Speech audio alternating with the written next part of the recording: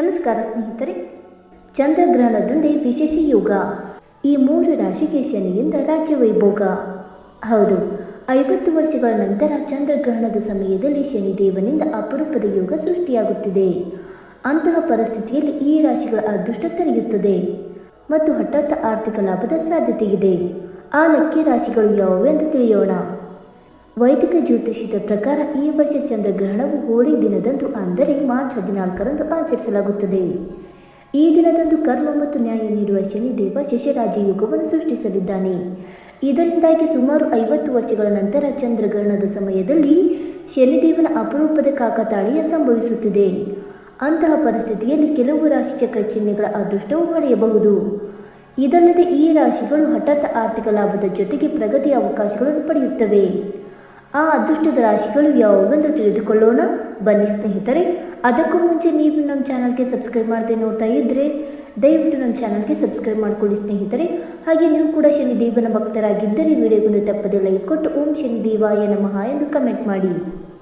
ಮೊದಲನೇದಾಗಿ ಮೇಷರಾಶಿ. ಚಂದ್ರಗ್ರಹಣದ ಸಮಯದಲ್ಲಿ ಶನಿದೇವನಿಂದ ಶಶರಾಜ ಯೋಗವು ಪ್ರಯೋಜನಕಾರಿಯಾಗಬಹುದು. ಏಕೆಂದರೆ ಶನಿದೇವನು ನಿಮ್ಮ ರಾಶಿಯಿಂದ ಆದಾಯ ಮತ್ತು ಲಾಭದ ಸ್ಥಾನಕ್ಕೆ ಸಾಗುತ್ತಿದ್ದಾನೆ. ಆದ್ದರಿಂದ ಈ ಸಮಯದಲ್ಲಿ ಉದ್ಯಮಿಗಳು ವ್ಯಾಪಾರದಲ್ಲಿ ಉತ್ತಮ ಲಾಭವನ್ನು ಪಡೆಯಬಹುದು. ಅಲ್ಲದೆ ಬಾಕಿ ಇರುವ ಕೆಲಸಗಳು ಈ ಸಮಯದಲ್ಲಿ ಆದಷ್ಟು ಬೇಗ ಪೂರ್ಣಗೊಳ್ಳಬಹುದು ಮತ್ತು ವ್ಯವಹಾರಕ್ಕೆ ಸಂಬಂಧಿಸಿದ ಕೆಲಸಗಳಿಗಾಗಿ ವಿದೇಶಿ ಪ್ರವಾಸ ಮಾಡುವ ಅವಕಾಶವು ನಿಮಗೆ ಸಿಗಬಹುದು ಮತ್ತು ವ್ಯವಹಾರದಲ್ಲಿ ಸಾಕಷ್ಟು ಪ್ರಗತಿ ಕಂಡುಬರಬಹುದು ಮತ್ತು ಈ ಸಮಯದಲ್ಲಿ ಲಾಭ ಪಡೆಯಬಹುದು. ಎರಡನೆಯದಾಗಿ ಮಿಥುನ ರಾಶಿ. ಮಿಥುನ ರಾಶಿಯ ಜನರಿಗೆ ಚಂದ್ರಗ್ರಹಣದ ಸಮಯದಲ್ಲಿ ಶನಿದೇವನು ಶಶರಾಜ ಯೋಗವನ್ನು ರೂಪಿಸುವುದು ಶುಭವೆಂದು ಸಾಬೀತುಪಡಿಸಬಹುದು. ಏಕೆಂದರೆ ಶನಿದೇವನು ನಿಮ್ಮ ರಾಶಿಯಿಂದ 9ನೇ ಮನೆಯಲ್ಲಿ ಸಂಚಾರ ಮಾಡುತ್ತಿದ್ದಾನೆ. ಆದ್ದರಿಂದ ಈ ಸಮಯದಲ್ಲಿ ನಿಮಗೆ ಅದೃಷ್ಟ ಸಿಗಬಹುದು. ನೀವು ಕೆಲಸ ಅಥವಾ ವ್ಯವಹಾರಕ್ಕಾಗಿ ಪ್ರಯಾಣಿಸಬಹುದು.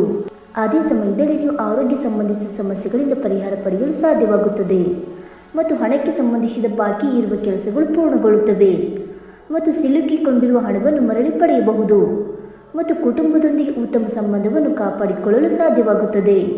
ಅದೇ ಸಮಯದಲ್ಲಿ ಸ್ಪರ್ಧಾತ್ಮಕ ವಿದ್ಯಾರ್ಥಿಗಳು ಯಾವುದೇ ಪರೀಕ್ಷೆಯಲ್ಲಿ ಯಶಸ್ಸನ್ನು ಪಡೆಯಬಹುದು.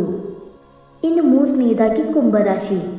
ಚಂದ್ರಗ್ರಹಣದ ಸಮಯದಲ್ಲಿ ಶಶರಾಜ ಯೋಗದ ರಚನೆಯು ನಿಮಗೆ ಅನುಕೂಲಕರವೆಂದು ಸಾಬೀತುಪಡಿಸಬಹುದು. ಏಕೆಂದರೆ ಈ ರಾಜಯೋಗವು ನಿಮ್ಮ ರಾಶಿ ಚಕ್ರದಲ್ಲಿ ಮಾತ್ರ ರೂಪುಗೊಳ್ಳಲಿದೆ. ಆದ್ದರಿಂದ ಈ ಸಮಯದಲ್ಲಿ ನಿಮಗೆ ಗೌರವ ಹೆಚ್ಚಾಗಬಹುದು. ಅಲ್ಲದೆ ಪ್ರತಿಯೊಂದು ಕೆಲಸದಲ್ಲೂ ಅಪಾರ ಯಶಸ್ಸನ್ನು ಸಾಧಿಸಬಹುದು ಮತ್ತು ಜೀವನದಲ್ಲಿ ಸಂತೋಷ ಮತ್ತು ಸಮೃದ್ಧಿ ಬರುತ್ತದೆ ಮತ್ತು ಕುಟುಂಬ ಸದಸ್ಯರೊಂದಿಗಿನ ಸಂಬಂಧಗಳು ಸುಧಾರಿಸುತ್ತವೆ ಮತ್ತು ಮಾಧುರ್ಯ ಹೆಚ್ಚಾಗುತ್ತದೆ. ಸಂಬಂಧಗಳು ಮೊದಲಿಗಿಂತ ಉತ್ತಮವಾಗುತ್ತವೆ. ಅದೇ ಸಮಯದಲ್ಲಿ ಉದ್ಯೋಗಿಗಳಿಗೆ ಬಡ್ತಿ ಸಿಗಬಹುದು. ಅಲ್ಲದೆ ಈ ಸಮಯದಲ್ಲಿ ವಿವಾಹಿತರ ವೈವಾಹಿಕ ಜೀವನವು ಅದ್ಭುತವಾಗಿರುತ್ತದೆ ಮತ್ತು ಅದೇ ಸಮಯದಲ್ಲಿ ಅವಿವಾಹಿತರಿಗೆ ಮದುವೆ ಪ್ರಸ್ತಾಪಗಳು ಬರಬಹುದು. ಸ್ನೇಹಿತರೆ, ಈ ಮಾಹಿತಿ ನಿಮಗೆ ಇಷ್ಟವಾಯಿತಾ? ಇಷ್ಟವಾಗಿದ್ದರೆ ವಿಡಿಯೋಗೊಂದು ಲೈಕ್ ಮಾಡಿ, ಶೇರ್ ಮಾಡಿ. ಹಾಗೆ ನಿಮ್ಮ ಅನಿಸಿಕೆ ಮತ್ತು ಅಭಿಪ್ರಾಯಗಳನ್ನು ತಪ್ಪದೆ ಕಮೆಂಟ್ ಮೂಲಕ ತಿಳಿಸಿ ಸ್ನೇಹಿತರೆ. ವಿಡಿಯೋ ನೋಡಿದ್ದಕ್ಕಾಗಿ ಧನ್ಯವಾದಗಳು. Thank you so much.